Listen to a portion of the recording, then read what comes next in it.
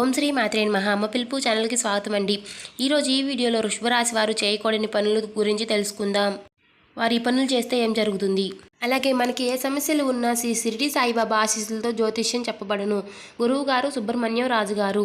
ఈ గురువు గారు ఏ సమస్యలకైనా చాలా చక్కటి పరిష్కారాలు చెప్తారు. పెళ్లి సమస్యలు, ఉద్యోగ సమస్యలు, రాజకీయ సమస్యలు, విదేశీ ప్రయాణం, ప్రేమ సమస్యలు, ధనం నిలకడగా లేకపోవడం, భార్యాభర్తల సమస్యలు, అత్తాకోడల సమస్యలు, అప్పుల బాధలు, ఆస్తి తగాదాలు, ఇలా ఏ సమస్యలకైనా ఈ గురువుగారు చాలా చక్కటి పరిష్కారాలు అయితే మనకి అందిస్తారు. ఈ గురువుగారికి చిన్న ఫోన్ కాల్ చేసి మాట్లాడితే చాలు. మనం ఎక్కడున్నా సరే ఈ గురువుగారికి ఫోన్ కాల్ చేసి మాట్లాడితే చాలా మనకి ఏ సమస్యలకైనా చక్కటి పరిష్కారాలు అందిస్తారు. ఈ గురువుగారి ఫోన్ నెంబర్ 8639494958. చూశారు కదండి, మనకి ఏ సమస్యలు ఉన్నా ఈ గురువుగారికి ఫోన్ కాల్ చేసి మాట్లాడితే చాలా చక్కటి పరిష్కారాలు అందిస్తారు. ఈ గురువుగారు చెప్పింది చెప్పినట్లుగా జరుగుతుంది. ఈ గురువుగారు చెప్పినట్లు మనకి ఏ సమస్యలు ఉన్నా ఇట్టే తొలగిపోతాయి. వృషభ రాశి వారే కాదండి, ఎవరికైనా సరే మనం చేయకూడని పనులు చేస్తే మాత్రం, ఈ 10 పనులు ఎక్కువసేపు చేస్తే అది మరణానికి సంకేతం, జాగ్రత్త.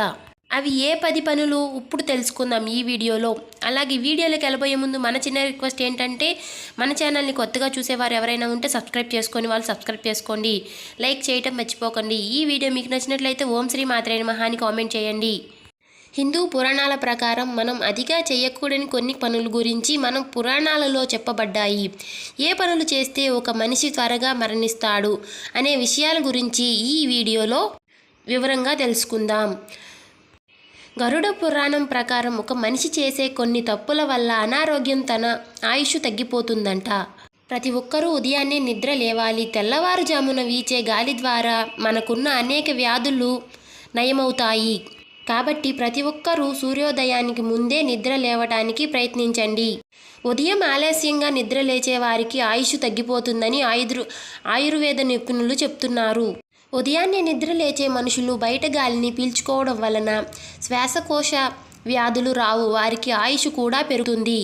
అలాగే మన శరీరంలో ఎక్కువ రోగాలు రావటానికి ముఖ్యమైన కారణం అతిగా తినడం, మలమూత్ర విసర్జన ఆపుకోవడం, పగటిపూట నిద్ర, రాత్రి సమయంలో లేటుగా నిద్రపోవడం, వీటిలో ఏ ఒక్కటి చేసినా చాలు మీ శరీరంలోకి తొందరగా రోగాలు ప్రవేశిస్తాయి. మనుషులకి స్నానం అనేది చాలా ముఖ్యం. అయితే అతిగా స్నానం చేసే మాత్రం అది ఎన్నో అనర్థాలకు దారితీస్తుంది. ఎక్కువ సార్లు స్నానం చేయడం వలన మీరు అనారోగ్యానికి గురికాక తప్పదు. ఒక రోజులో 2 సార్లు మించి ఎక్కువ సార్లు స్నానం చేయకూడదు. పాలకూర ఆకుల మీద ఎక్కువగా క్రిములు ఉండే అవకాశం ఉంది, కాబట్టి పాలకూరను వండేటప్పుడు బాగా శుభ్రం చేయాలి. బ్యాక్టీరియా వల్ల ఫుడ్ పాయిజన్ అవుతుంది. అలాగే పాలకూర వండేటప్పుడు అందులో టమాటాలను కలిపి వండకూడదు. ఇలా చేస్తే పాలకూరలో ఉండే పోషకాలన్నీ తగ్గిపోతాయి. ఒక మనిషికి నిద్ర తక్కువైనా లేదా నిద్ర ఎక్కువైనా అది చాలా ప్రమాదం. దీనివల్ల అనేక అనారోగ్య సమస్యలు వస్తాయి.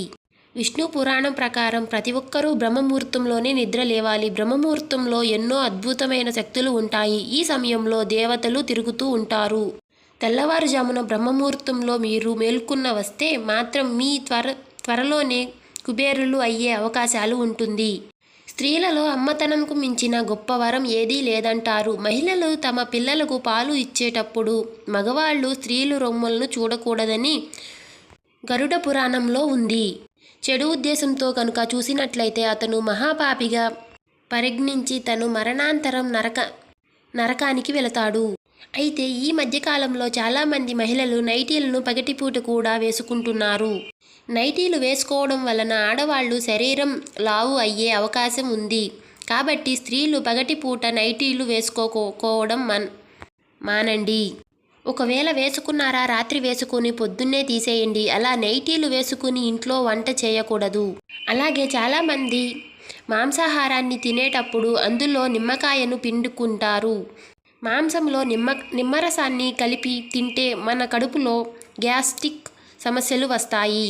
పెరుగు తినడం వలన ఎంతో ఆరోగ్యంగా ఉంటామని వైద్యులు చెప్తున్నారు. అయితే గరుడ పురాణం ప్రకారం రాత్రి సమయంలో మాత్రం ఎట్టి పరిస్థితుల్లోనూ పెరుగును తినకూడదు. రాత్రి సమయంలో పెరుగును తినడం వలన ఎన్నో అనారోగ్య సమస్యలు వస్తాయి. కాబట్టి రాత్రిపూట మాత్రం పెరుగును తినకపోవడమే మంచిది. చాలామంది కోడిగుడ్లను వండేటప్పుడు గుడ్లను కడగకుండా ఉడకబెడుతూ ఉంటారు. కానీ అలా చేయడం చాలా తప్పు. ముందుగా కోడిగుడ్లను శుభ్రంగా కడిగి తరువాతే ఉడకబెట్టుకోవాలి. ఎందుకంటే కోడిగుడ్లను కడగకుండా ఉడకబెట్టి తినడం వలన ఇన్ఫెక్షన్స్ రావచ్చని ఓ అధ్యయనంలో వెల్లడైంది. ఏ ఆహారం అయినా సరే ఫ్రిడ్జ్లో పెడితే అవి 24 గంటల లోపు తీసేయాలి. దానికి మించి పెడితే అది విషంగా మారిపోతుంది. చాలామంది అన్నాన్ని గబగబా తినేస్తారు, కానీ ఇది చాలా పెద్ద తప్పు. అన్నం తినేటప్పుడు బాగా నమిలి తినాలి. భోజనాన్ని గబగబా తింటే అధిక బరువు పెరుగుతారు. చాలామంది నిలబడి నీళ్లు తాగుతారు. నిలబడి నీళ్లు తాగితే అది గుండెపై ప్రభావం చూపుతుంది. నిలబడి నీళ్లు తాగడం వలన కీళ్ల నొప్పులు వచ్చే అవకాశం ఉంది. అలాగే అన్నం తిన్న తరువాత టీ తాగకూడదు. అన్నం తిన్న వెంటనే టీ తాగితే కడుపులో యాసిడ్ విడుదలవుతుంది.